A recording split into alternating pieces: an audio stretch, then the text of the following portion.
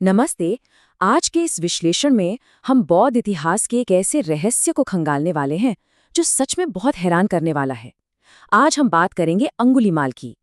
जरा सोचिए, एक ऐसा इंसान जो इतिहास में एक खूंखार हत्यारे के रूप में जाना जाता था, वो अपने पीछे गहन शांति और सुरक्षा की एक ऐसी विरासत कैसे छोड़ सकता है जो आज तक गूंज रही है। यहाँ सबसे बड़ा और दिलचस्प सवाल यही उठता है कि एक खूंखार हत्यारा पवित्र आशीर्वाद का स्रोत कैसे बन सकता है। यही तो इस पूरी कथा का सबसे बड़ा रहस्य है। एक ऐसा इंसान जो अपने शिकार लोगों की 999 उंगलियों की माला पहनता था। जी हाँ, बिल्कुल सही सुना, 999 उंगलियां। वही इंसान आगे चलकर एक ऐसे पवित्र मंत्र का रचयिता बन गया जिसका उपयोग आज भी गर्भवती माताओं को सुरक्षित प्रसव का आशीर्वाद देने के लिए किया जाता है। आखिर ये सब मुमकिन कैसे हुआ? ये कोई छोटी मोटी बात नहीं है, बल्कि एक बहुत ही नाटकीय बदलाव है। एक तरफ वो हत्यारा है जिसके हिंसक अतीत और उंगलियों की डरावनी माला के नाम से ही पूरे राज्य में खौफ था, और दूसरी तरफ वही व्यक्ति एक संत के रूप में है जो सार्वभौमिक प्रेम में पूरी तरह से डूब चुका है और जिसने परिनिर्वाण यानी परम शांति प्राप्त कर ली है। उसका ये आश्चर्यजनक परिवर्तन कुछ बेहद पवित्र मंत्रों और वंदनाओं के जरिए हमेशा हमेशा के लिए अमर हो गया है। अब इस पूरे आध्यात्मिक परिवर्तन को गहराई से समझने के लिए हमें सिर्फ एक कहानी नहीं सुननी है, हमें उन मंत्रों और वंदनाओं की गूंज को महसूस करना होगा जो इस यात्रा की नींव रखते हैं। तो आइए देखते हैं कि ये बदलाव असल में शुरू कहाँ से होता है। सत्य की शरण में जाना। देखिए, कोई भी गहरी आध्यात्मिक यात्रा तब तक शुरू नहीं हो सकती जब तक कि इंसान पूरी तरह से समर्पण न कर दे। बौद्ध परंपरा में इसी पूर्ण समर्पण को त्रिरत्न वंदना के माध्यम से किया जाता है। इस वंदना की शुरुआत एक बहुत ही गहरे सम्मान के साथ होती है, नमो तस्स भगवतो अरहतो सम्मा संबुद्धस्स। और इसे सिर्फ एक बार नहीं कहा जाता, बल्कि 3 बार दोहराया जाता है। इस उच्चारण की जो लय है उसमें एक अद्भुत ठहराव है। ये सीधे मन को शांत करता है और परम ज्ञान के प्रति पूरी तरह से समर्पित होने की पहली सीढ़ी है। और इसके बाद बात आती है त्रिशरण या 3 शरणों की। बुद्धम शरणम गच्छामि, धम्मम शरणम गच्छामि, संघम शरणम गच्छामि। लेकिन यहाँ ध्यान देने वाली बात इसका लयबद्ध दोहराव है। इसे दूसरी बार द्वितीयम्पि बुद्धम शरणम गच्छामि, द्वितीयम्पि धम्मम शरणम गच्छामि, द्वितीयम्पि संघम शरणम गच्छामि, और तीसरी बार तृतीयम्पि कहकर पूरी दृढ़ता के साथ गाया जाता है। ये जो बार बार दोहराने की प्रक्रिया है ना, ये किसी भी साधक के संकल्प को एकदम पक्का कर देती है। अब सवाल ये है कि जिस संघ की शरण में जाया जा रहा है वो कैसा होना चाहिए। संघ के असाधारण गुणों को बहुत ही बारीकी से समझाया गया है। सुपटिपन्नो मतलब अच्छे मार्ग पर चलने वाले, उजुपटिपन्नो जो सीधे मार्ग पर चलते हैं, न्यायपटिपन्नो और सामीचिपटिपन्नो, और अंत में आता है अनुत्तरम पुण्यखेत्तम लोकस्याति, यानी ऐसा संघ पूरे संसार के लिए पुण्य का सबसे बड़ा क्षेत्र है। और यही वो आध्यात्मिक समुदाय है जिसका हिस्सा अंगुलीमाल अंततः बना। बुद्ध का हस्तक्षेप। लेकिन एक हत्यारे से संघ तक का ये सफर आखिर तय कैसे हुआ?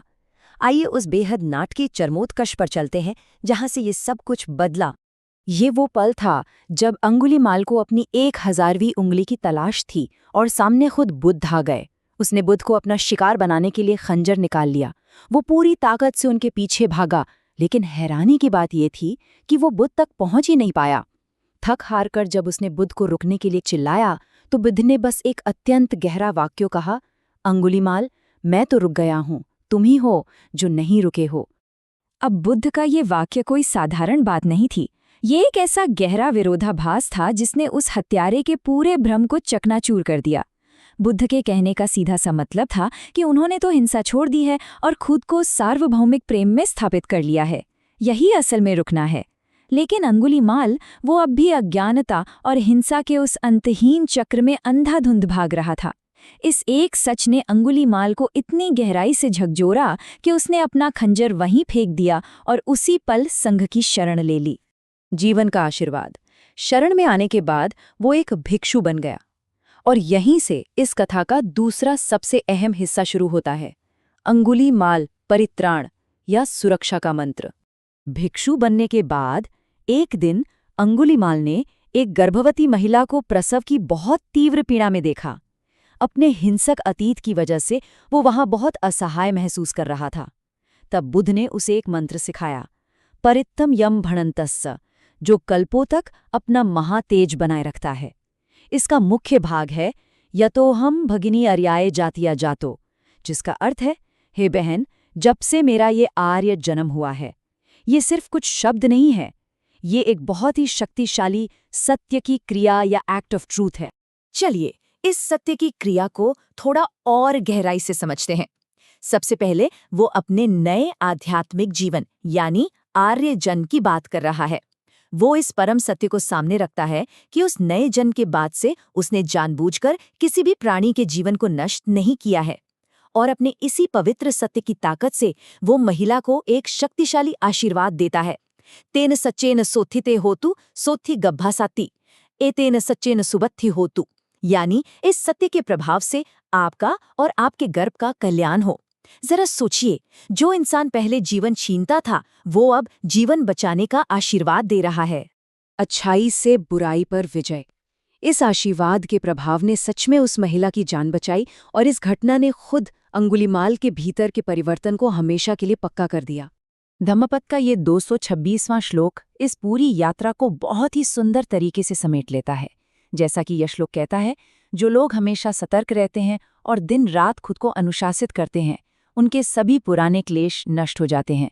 अनुशासन और ध्यान की ताकत अतीत के सबसे अंधेरे दागों को भी पूरी तरह से मिटा सकती है। और बुद्ध ने इसे बहुत ही शानदार ढंग से समझाया था। जब बाकी भिक्षुओं ने बुद्ध से पूछा कि इतने लोगों को मारने वाला व्यक्ति एक संत कैसे बन सकता है, तो बुद्ध ने कहा कि जो अपने द्वारा की गई बुराई को अच्छाई से जीत लेता है, वो इस संसार को ऐसे रोशन करता है जैसे बादलों से बाहर निकला हुआ कोई चंद्रमा। सही मार्गदर्शन से बुराई पर पूरी तरह से अच्छाई की जीत हासिल की जा सकती है। तो यहाँ से हमें मुख्य रूप से क्या समझ आता है? जब किसी इंसान को अटूट सत्य का मार्गदर्शन मिल जाए तो उसके बदलने की आखिर सीमा क्या हो सकती है? अंगुलीमाल की कहानी साफ दिखाती है कि मुक्ति और क्षमा की कोई सीमा नहीं है।